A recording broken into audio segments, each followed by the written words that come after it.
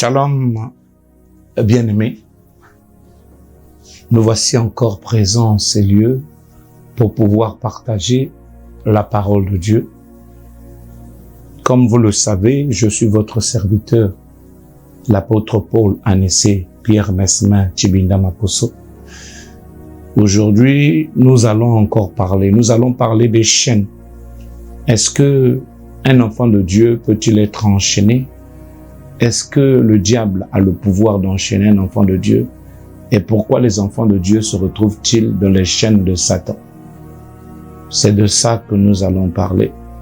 Nous voulons vous emmener à ne jamais tomber dans le piège du diable. Nous voulons que vous soyez conscients, que les enfants de Dieu soient conscients de la force, du pouvoir, de l'autorité et de la manipulation du diable qui fait que les enfants de Dieu soient sous l'emprise de l'ennemi. Inclinons nos têtes et prions. Père, nous te bénissons, toi qui es digne d'être élevé, d'être adoré et d'être exalté. Merci de ce que tu as donné la vie de notre Seigneur, Yoshua, Amashia, mourir sur la croix, afin que quiconque croit en lui ne périsse point, mais qu'il ait la vie éternelle. Nous réalisons aujourd'hui la valeur de notre vie, la valeur de notre personne. Nous avons compris que nous avons la valeur du Fils de Dieu. Sois élevé. Je sais que parmi ceux qui vont me suivre, il y a des gens qui ont des problèmes, toutes sortes de problèmes. Je prie que ta main les touche. Je commande donc à la maladie de quitter quiconque elle avait possédé, à l'envoûtement, à la sorcellerie, quelle que soit l'emprise de l'ennemi. Je te commande, toi, Satan, libère ce Fils de Dieu au nom de Yahushua Hamashiach. Amen. Donc, bien aimé, je disais tout à l'heure que nous allons un peu parler des chaînes. Est-ce que le diable peut-il enchaîner?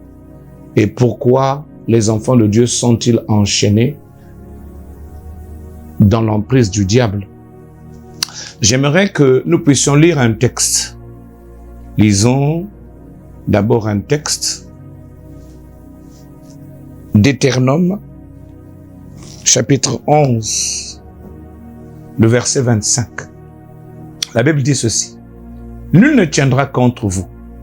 L'Éternel, votre Dieu, répondra, comme il vous l'a dit, la frayeur, la crainte de toi sur tout le pays où vous marcherez. » Amen. Le Seigneur est en train de nous dire que nul ne tiendra contre nous. Il va placer la frayeur et la crainte au milieu de nous. La frayeur et la crainte au milieu de nous. De façon à ce que quiconque viendra comme notre ennemi vive la crainte et la peur. Je voudrais d'abord commencer par dire quelque chose dès le commencement. Lisons Genèse. J'aime bien ce que le Seigneur a fait. Genèse chapitre 1. Que l'homme comprenne d'abord qui il est. La Bible dit ceci. Puis Dieu dit, faisons l'homme à notre image, selon notre ressemblance, et qu'il domine sur les poissons de la mer, sur les oiseaux du ciel, sur le bétail, sur toute la terre et sur tous les reptiles qui rampent sur la terre. Dieu créa l'homme à son image. Il le créa à l'image de Dieu. Il créa l'homme et la femme. Dieu les bénit et Dieu leur dit, soyez féconds, multipliez, remplissez la terre et l'assujettissez et dominez sur les poissons de la mer, sur les oiseaux du ciel et sur tout animal qui se meut sur la terre. Amen. La Bible est en train de dire que Dieu t'a créé à son image et à sa ressemblance. Il t'a créé à son image et à sa ressemblance. Et il t'a donné la domination sur toute sa création. La domination sur toute sa création. C'est-à-dire sur la mer, sur les oiseaux, sur tout ce qui existe sur la terre. Il t'a donné cette domination. Il veut que tu domines et que tu sois autoritaire. Je vais encore te lire quelque chose qui te concerne. Je vais aller dans le livre de Psaume. Psaume 82.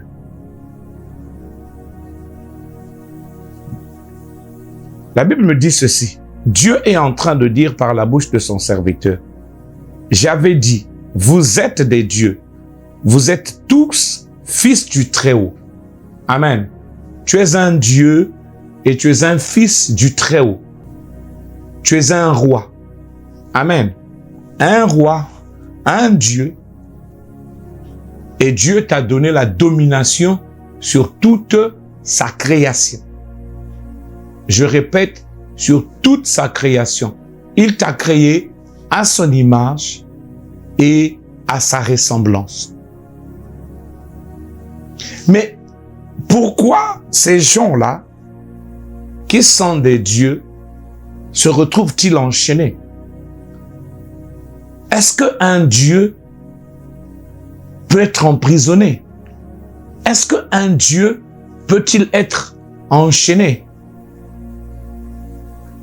Si un Dieu se retrouve enchaîné, c'est quelque chose qui attire l'attention. C'est quelque chose qui est contraire à la normale. Je veux comparer un chien et un chat. Le chat miaule, le chien aboie. Un chien ne peut pas miauler. Un chat ne peut pas aboyer. On peut essayer d'apprendre un chat à aboyer comme un chien. On peut lui donner, le maquiller comme un chien, mais il ne sera jamais un chien. Alléluia. Il ne sera jamais un chien. Mais qu'est-ce qui se passe qu'on trouve des dieux qui se retrouvent aujourd'hui prisonniers dans une prison quelconque du diable? Cela arrive à cause de la manipulation. La manipulation que tu subis, toi qui es enfant de Dieu. Cette manipulation t'a emmené à vivre ce que tu vis. Il peut arriver que Dieu, dans sa souveraineté, fasse passer quelqu'un par un chemin parce qu'il veut produire un travail. Je vous parlerai de Joseph. Joseph reçoit des visions de la part de Dieu qui disent qu'il allait régner au-dessus de son père, de sa mère, et qu'il devait tous se prosterner. Et dans le plan de Dieu, il avait prévu que Joseph se retrouve esclave, prisonnier, dans la prison de Pharaon, et puis un jour être convoqué au trône de Pharaon pour pouvoir donner une réponse et s'asseoir sur le trône de l'Égypte comme collaborateur du roi Pharaon. On trouvera des cas comme ça où les gens pourront interpréter ça comme une possession démoniaque, mais en réalité c'est le plan de Dieu. Mais ici je veux parler de ce que les enfants de Dieu vivent qui ne concerne pas le plan de Dieu, de ce que les enfants de Dieu vivent où ils se retrouvent enchaînés, emprisonnés par le diable. Quand nous avons lu Genèse chapitre 1, la Bible nous dit que Dieu nous a créés à son image. Tu es un Dieu, créé à l'image du Dieu. Donc Dieu et toi, vous êtes identiques. Quand Dieu te voit, il voit son image. Il voit un Dieu sur la terre qui doit dominer, qui doit assujettir, qui doit se multiplier. Alléluia. Mais qu'est-ce qui fait qu'aujourd'hui, au lieu que les enfants de Dieu dominent, ils se retrouvent des prisonniers? Je vais vous lire quelque chose. 1 Pierre chapitre 5.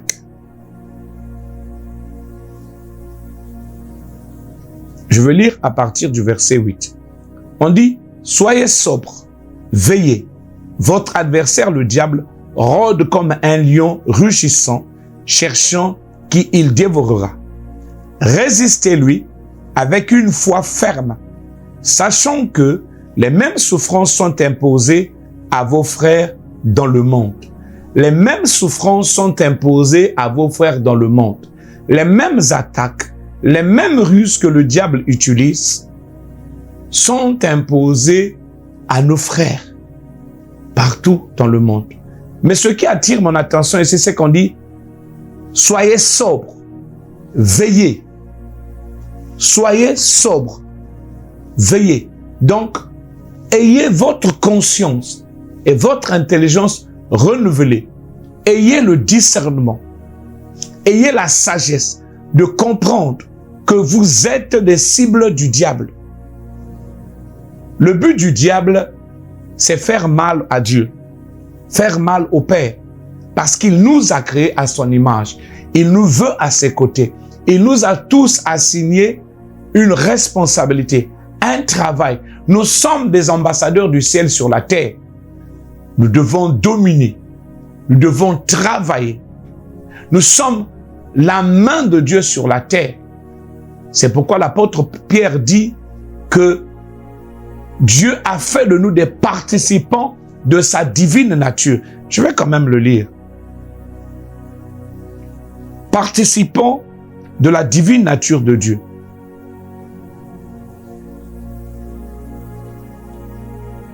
On dit, comme sa divine puissance, je suis en train de lire 2 Pierre chapitre 1 à partir du verset 3.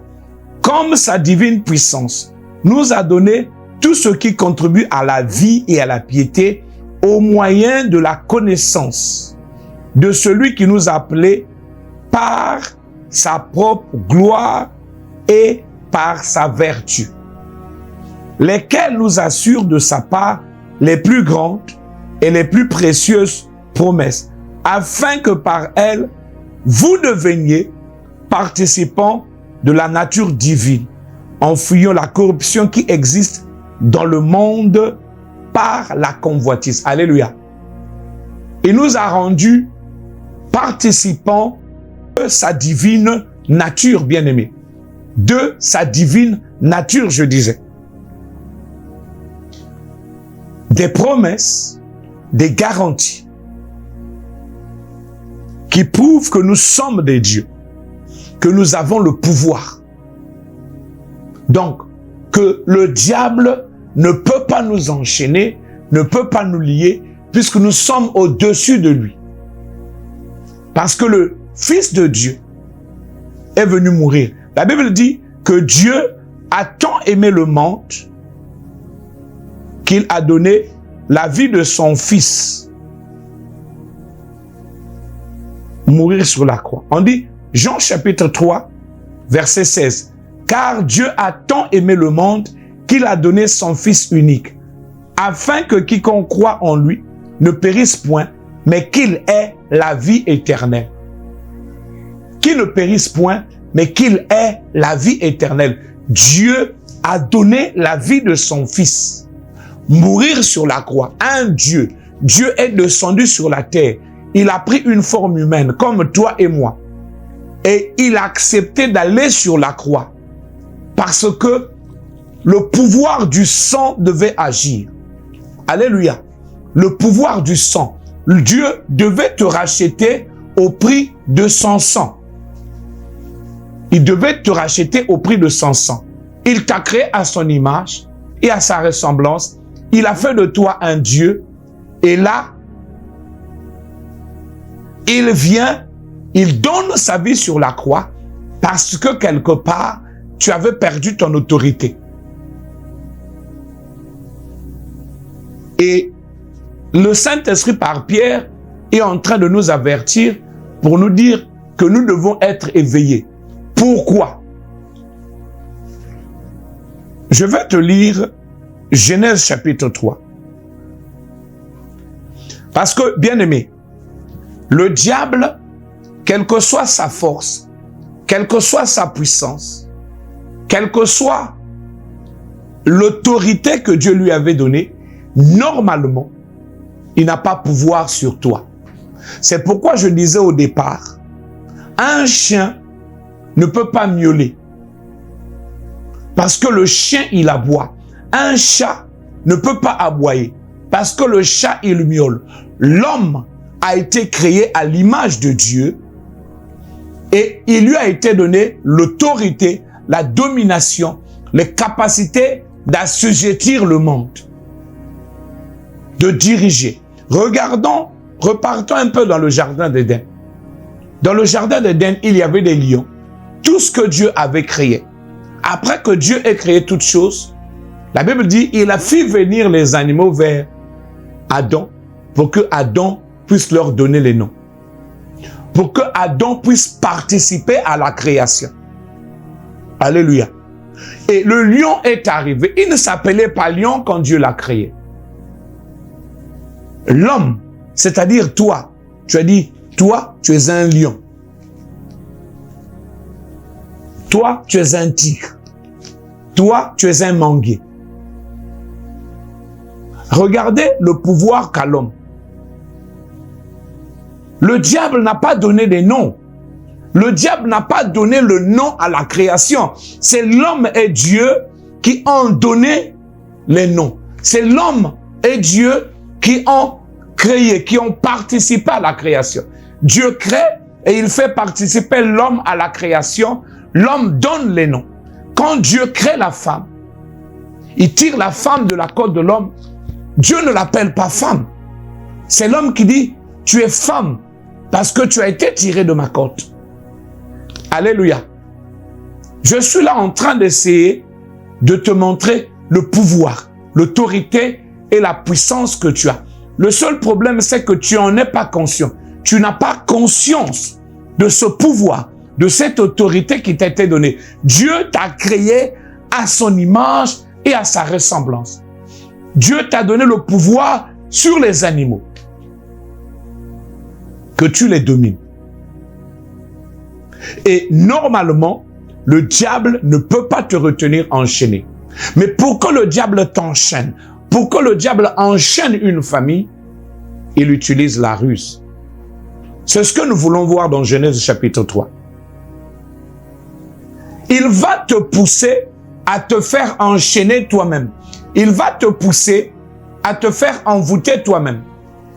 Parce qu'il n'a pas pouvoir de t'emprisonner. Il n'a pas pouvoir de t'enchaîner. Pour que le diable puisse t'avoir, il doit te manipuler pour que tu tombes toi-même dans le piège.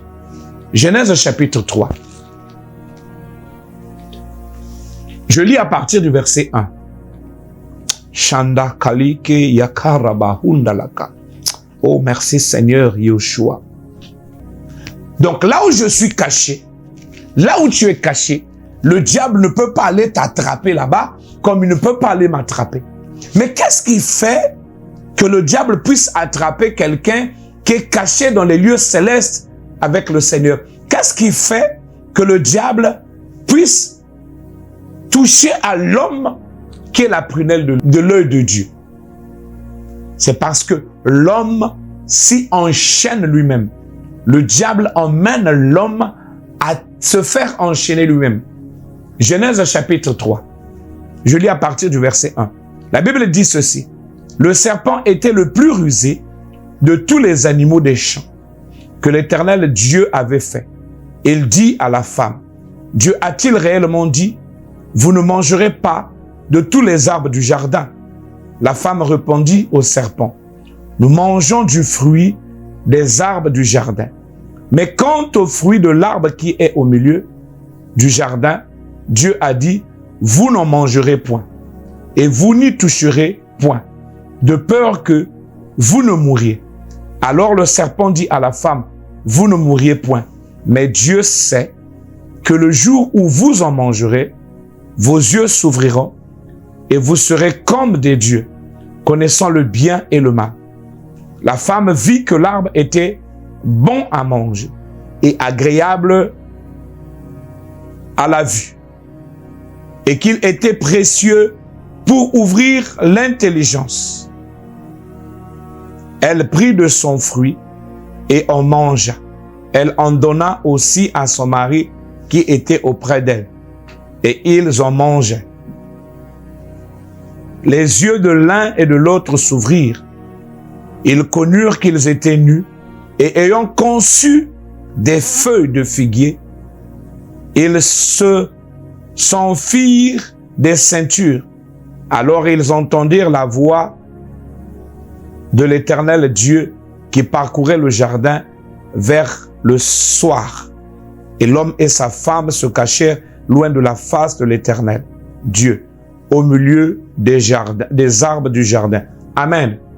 Au milieu des arbres du jardin. Donc ici, l'homme est avec sa femme dans le jardin. Et quand Dieu les crée, Dieu leur donne des instructions. Dieu dit à l'homme, Adam, tu vois, l'arbre là, tu ne dois pas toucher. Si tu touches, tu mourras. Ça va être une offense contre moi. Ça va être une désobéissance. Mais le diable va miroiter. Il va donner une impression à Ève que manger de ce fruit était quelque chose de bien. La Bible dit, elle vit que le fruit était agréable pour être mangé. Elle en mangea et elle en donna aussi à son mari. Et quand elle a mangé, quand son mari a mangé, ils se sont rendus compte que quelque chose s'est passé. Ils ont commencé à voir les choses qu'ils ne voyaient pas. Ils étaient corrompus.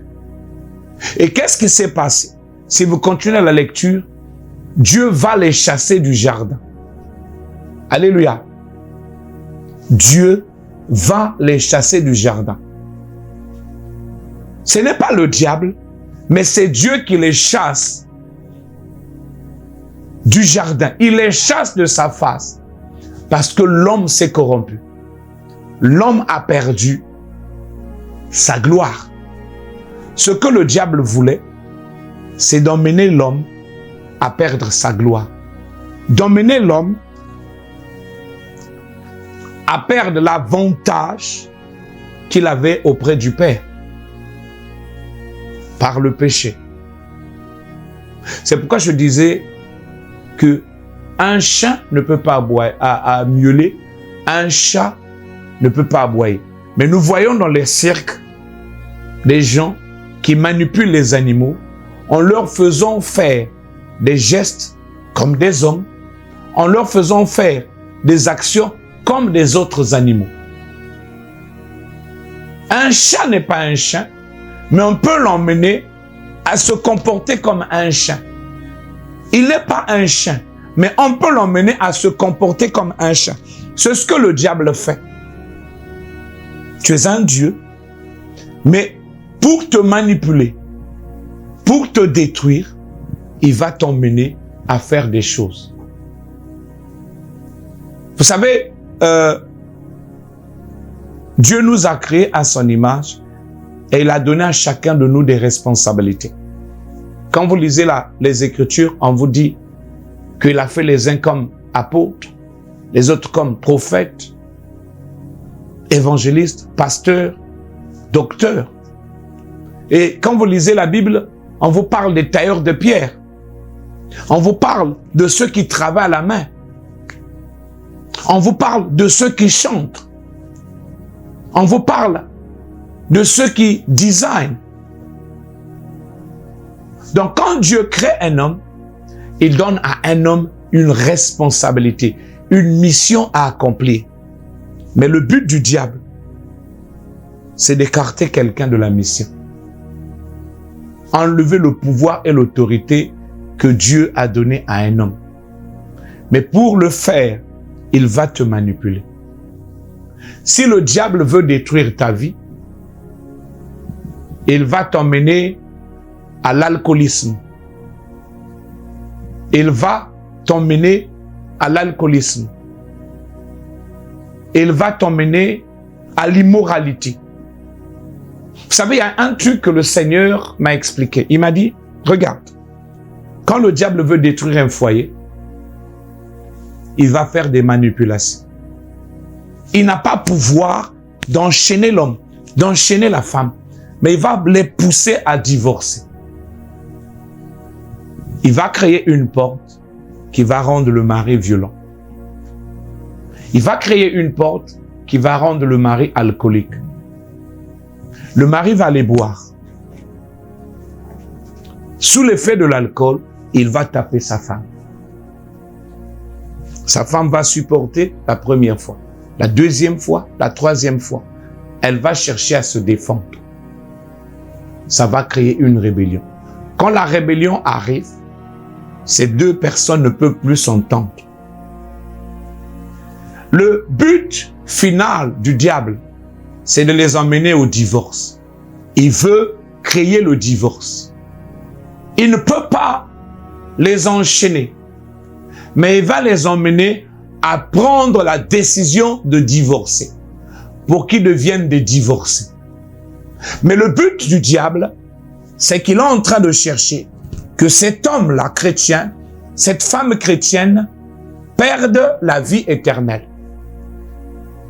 Qu'il ne puisse pas avoir le droit d'être enlevé. Pourquoi? Le diable sait qu'il est écrit que les adultères, Genèse, Apocalypse, allons lire Apocalypse. Bien-aimé, le but du diable, c'est de t'emmener toi-même à la faute. C'est de t'emmener à rater le ciel.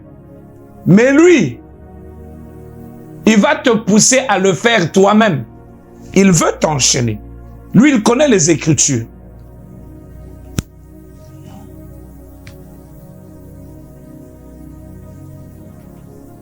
Apocalypse 22, je lis à partir du verset 11.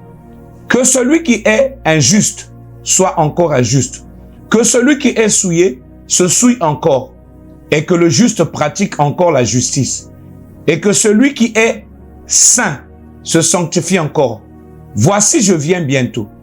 Et ma rétribution est avec moi pour rendre à chacun selon ce qui est, selon ce qu'est son œuvre. Je suis l'alpha et l'oméga, le premier et le dernier, le commencement et la fin. Heureux ceux qui lavent leurs robes, afin d'avoir droit à l'arbre de vie et d'entrer dans les portes de la ville. Dehors, les chiens, les enchanteurs, les impudiques, les meurtriers, les idolâtres, et quiconque aime et pratique le mensonge. Alléluia. Quiconque aime et pratique le mensonge. Et si vous allez lire Matthieu, il dit, les adultères ne vont pas entrer au ciel. Toi, tu ne comprends pas. Le but du diable, c'est de t'empêcher d'entrer au ciel. Mais il va emmener la manipulation. Il va rendre ton mari méchant, autoritaire, ou il va te rendre rebelle. Dans la rébellion, dans l'incompréhension, vous allez vous-même décider de divorcer. Un couple chrétien, mari et femme chrétiens, vous vous êtes mariés dans le Seigneur. Vous vous êtes fait des vœux de mariage devant le Seigneur et devant les hommes. Il va vous pousser au divorce. Et une fois qu'il vous pousse au divorce, 1 an, 2 ans, 3 ans, 4 ans, vous allez vous rendre compte que vous ne pouvez pas vivre sans un autre partenaire. Il va te mettre en contact avec un autre homme, avec une autre femme, et vous allez vous marier. Or, la Bible dit, le chrétien ne divorce pas. Un homme qui se sépare de sa femme, qui en épouse une autre, commet un adultère, sauf pour cause d'infidélité. Une femme qui quitte son mari, qui va épouser un autre homme, commet un adultère. Aussi longtemps que l'homme est en vie, cette femme est adultère. Je ne parle pas des païens. Parce que la Bible dit, si le non-croyant consent de quitter le croyant, ils ne sont pas liés. Mais un croyant qui se sépare d'un autre croyant, ils sont liés à vie. La personne se retrouve dans un piège. Elle est liée elle-même. Je vais encore prendre un exemple. Le diable veut te rendre malade.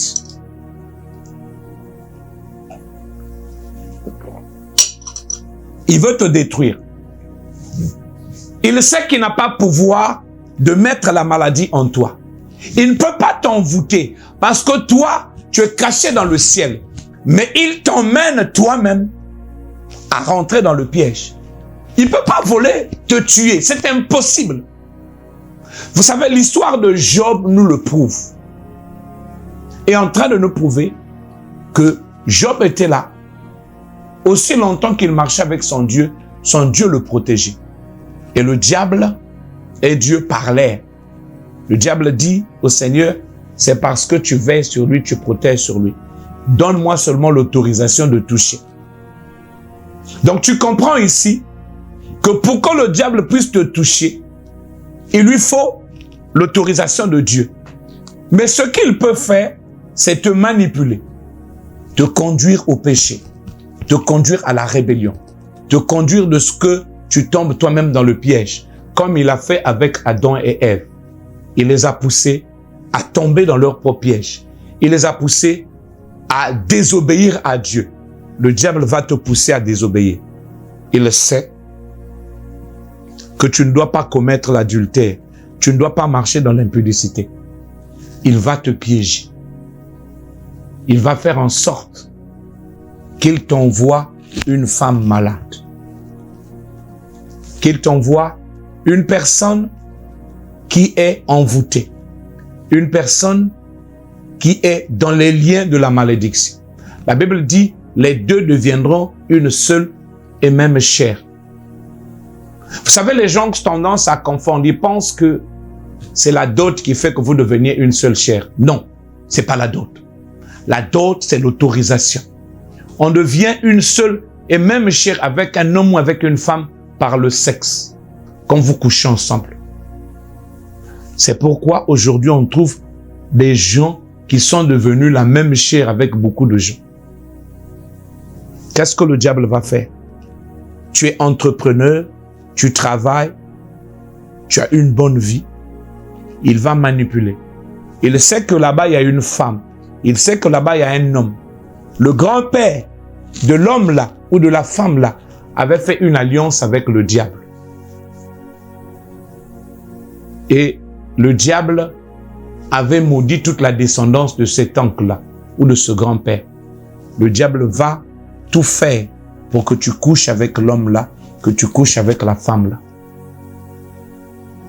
Que tu ailles toi-même à l'hôtel, que tu ailles toi-même dans la chambre de cet homme-là, ou que cet homme-là, toi-même frère, tu ailles avoir des rapports sexuels avec la femme. Quand tu vas coucher avec la femme, vous allez devenir la même chair. La malédiction de la femme va tomber sur toi. N'as-tu pas entendu que la femme, la Bible dit la femme est sanctifiée par son mari et le mari est sanctifié par la femme? C'est vice-versa. Si la femme peut sanctifier son mari, ça veut dire que la femme peut souiller son mari. Le mari peut souiller sa femme. Tu vas épouser une femme ou tu vas coucher avec une femme qui est dans la malédiction. Tu ne fais partie de la malédiction puisque vous êtes devenus un. Voyez, le diable, il est rusé. C'est pourquoi le Seigneur te dit, fais attention. N'as-tu jamais vu quelqu'un qui prospérait dans sa vie et brusquement les choses ne marchent pas? Quand vous vérifiez, vous trouvez que cet homme-là ou cette femme-là est passé par l'impudicité. Il a ouvert la porte. Et le diable l'a attrapé par sa propre négligence. Sa propre négligence a rendu sa vie détruite. Je vous disais au départ que nous sommes créés à l'image de Dieu. En tant que Dieu, le diable n'a pas pouvoir sur nous. Je vais encore lire quelque chose. Josué chapitre 1.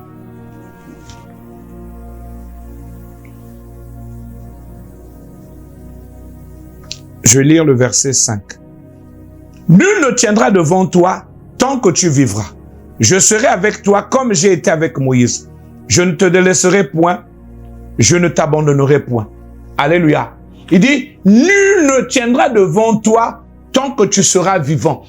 Aucun démon ne peut venir t'enchaîner, te lier, te bloquer. Mais le démon va te pousser à la faute.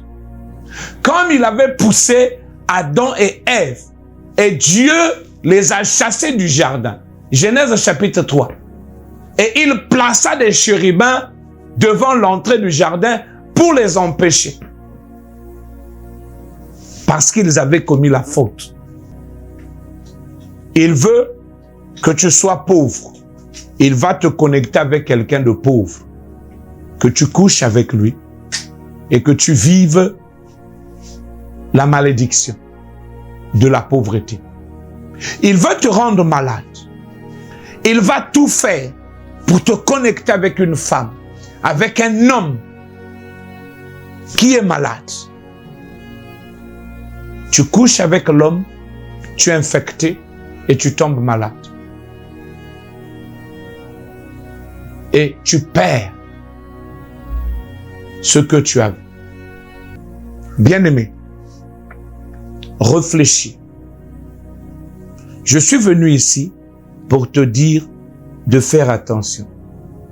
Sois sobre et veille sur toi-même parce que le diable veut te détruire.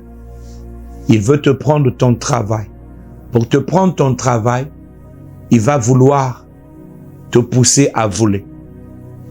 De même que le diable a fait avec Adam et Ève. De même qu'il essaie de faire avec toi. Il n'a pas pouvoir de t'enchaîner, de t'emprisonner, mais il va te pousser à la faute.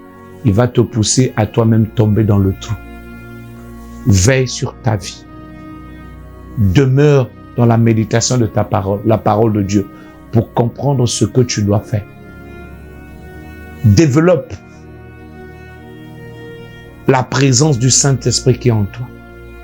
Chaque chrétien a le Saint-Esprit. Parce que personne ne peut dire que Yeshua est Seigneur si ce n'est par le Saint-Esprit. Personne ne peut se mettre à prier. Personne ne peut se mettre à chercher Dieu si ce n'est par le Saint-Esprit. La Bible dit que ton corps est le temple du Saint-Esprit. Ça veut dire que le Saint-Esprit habite en toi. Si tu veux dominer, si tu veux résister, développe la relation avec le Saint-Esprit. Parce que dehors, le diable rôde comme un lion. Il cherche qui va dévorer. Maintenant, si tu es déjà tombé dans le piège du diable, le Seigneur est capable de te restaurer. Il est capable de te délivrer. Je ne sais dans quelle ville, dans quel pays tu es, dans quel quartier tu es, parce que la télévision, elle est mondiale. Elle est suivie partout. Tu me suis peut-être depuis les États-Unis, peut-être depuis le Congo, la France, le Japon. Mais dans la ville où tu es, il y a un homme de Dieu. Va le voir. Qu'il prie pour toi, en t'oignant d'huile, en commandant à la maladie de te quitter. En commandant au démon de te quitter. La Bible dit que Dieu nous a aimés et il a donné la vie de son Fils pour mourir sur la croix, afin que quiconque croit en lui ne périsse point. La Bible dit dans le livre de Romains au chapitre 8 qu'il n'y a plus de condamnation pour ceux qui sont en Yeshua. Bien-aimé, je t'invite. Il y a des numéros qui vont défiler sur l'écran. Notre numéro. Tu peux nous appeler. Nous pouvons t'aider dans les prières à savoir restaurer ta vie. Tu avais quitté ta femme. Ta femme est encore libre. Tu veux te restaurer. La Bible dit, l'apôtre Paul est en train de dire que si tu ne peux pas résister, marie-toi, de peur que tu ne brûles à cause de ta incontinence. Je parle ici aux chrétiens, à ceux qui ont fait allégeance à Dieu, au Créateur, à Yeshua HaMashiach. Prie que le Seigneur te remet encore avec ta femme Va demander pardon à ton mari. Va demander pardon à ton mari. Trouve des hommes de Dieu dans la ville où tu es. Ils vont t'aider. Ils vont prier pour toi. Ils vont t'accompagner. Si tu veux nous appeler, tu nous appelles, nous t'accompagnerons. Bien-aimé, veille sur toi-même. Restaure ton mariage, de peur que tu ne brûles en enfer comme adultère. Tu es attaqué, le diable est en train de te manipuler par l'alcool. Implore la grâce de Dieu. Dieu va te délivrer. Il a donné la vie de Yeshua sur la croix pour que toi tu sois sauvé. Il sait que par toi-même tu ne peux pas. C'est pourquoi il a dit il faut que tu sois baptisé en son nom, au nom de Yeshua, pour que lui en toi, tu aies la force de te restaurer, la force de te restaurer, la force de vivre correctement. Alléluia. Il t'aime. Il t'a fait don de son Saint-Esprit. Il t'a fait don du pardon. Il n'est pas comme un homme qui peut refuser de te pardonner. Lui te pardonne. Réponds-toi seulement. Dis, Seigneur, j'ai péché contre toi. Pardonne-moi et délivre-moi. Je veux seulement que tu saches que le diable veut te manipuler. Pour que le diable t'emmène à perdre ton travail, il va te pousser à aller tous les jours en retard au boulot. Pour que on te sanctionne et qu'on t'enlève de ton travail à cause du retard. Parce que le but qu'il veut, c'est faire de toi un chômeur. Veille sur toi-même. Sois conscient sur ton travail. Va tôt. Va à l'heure au boulot. Le diable veut te rendre stérile. Jeune femme, il va te pousser à mener une vie légère. Tu vas commencer à te retrouver enceinte. Et il va te pousser à l'avortement, au curettage. Les médecins vont te gratter le col. Et le jour où tu as besoin d'enfants, le col ne peut plus porter les enfants. Parce que tu auras fait beaucoup d'avortements, beaucoup de curetage. Le but du diable, c'est de t'empêcher de vivre le bonheur. Il ne peut pas t'enchaîner, mais il va te souffler. Il va te parler. Il va te dire, ne t'en fais pas, tu es encore jeune. Réjouis-toi de ta vie. Et quand tu vas te réjouir, vivre dans le péché, et à l'âge adulte, le jour où tu veux te marier, tu vas avoir des enfants, tu as été gratté. Le jour où tu veux te positionner, tu avais sali ton image. Bien-aimé, veille sur toi-même. Prends conscience de toi-même. Prends conscience. Si déjà tu t'es retrouvé dans le piège du diable, Dieu est capable de te délivrer. Le Dieu d'Abraham, d'Isaac et de Jacob, Elohim, Yeshua Hamashia. Yeshua a donné sa vie sur la croix pour toi. Il veut te sauver. Il veut te délivrer de tes fautes. Il veut te délivrer des conséquences de ton péché. Mais pour toi, qui n'est pas encore tombé là, veille sur toi-même. Fais attentif aux pièges du diable. Dieu t'aime. Je vais prier pour toi. Père éternel des armées, tu m'as envoyé par là ton peuple. Moi, je sais que tu m'as toujours exaucé. Je sais que ma parole est toujours accompagnée de ta puissance, que ton fils, que ta fille a été touchée. En ce moment même, son cœur est ouvert vers toi pour que tu donnes une solution. Donne-lui la sagesse de percevoir la solution. Donne-lui le courage d'aller voir un de tes serviteurs, une de tes servantes, quelque part, dans la ville où il est Seigneur, pour qu'on prie pour lui, qu'on l'aide à trouver la solution.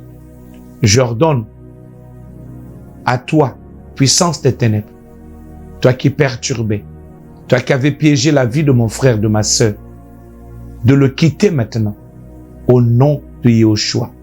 Je te communique la guérison. Je te déclare guéri, au nom de Yeshua Hamashia. Je te communique la paix. Reçois la paix Reçois la paix par la puissance du Saint-Esprit au nom de Yahushua. Il a fait de moi participant de sa divine nature. Et je participe à ta restauration par la puissance du Saint-Esprit. Quel que soit ce qui ne marchait pas en toi, soit restauré au nom de Yahushua. Père, merci pour ta fidélité, pour ta grâce, pour ta miséricorde et pour ta compassion dans la vie de tes enfants. Au nom de Yahushua, nous avons ainsi prié. Amen.